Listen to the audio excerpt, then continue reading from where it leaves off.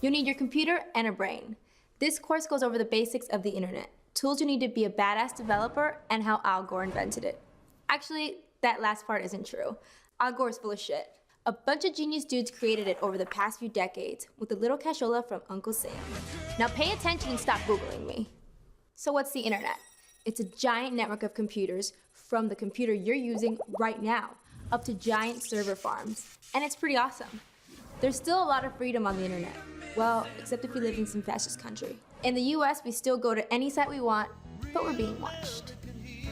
With a little motivation and a great idea, anyone can create something amazing on the web.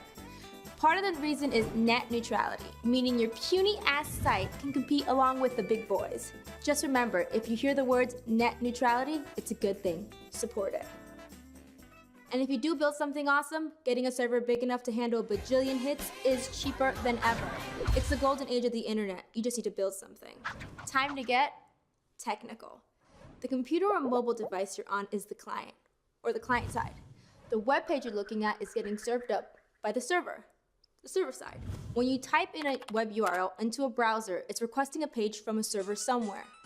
When the server gets the request, it processes it and sends your browser some files to turn into a web page. The server is just another computer, probably surrounded by hundreds more in a giant building somewhere, running software that serves up web pages. The cloud. Sounds more expensive than server farm, right? These servers run an operating system like any other computer. Usually Linux have a database and some kind of server-side programming language. Two more terms used a lot are backend and frontend.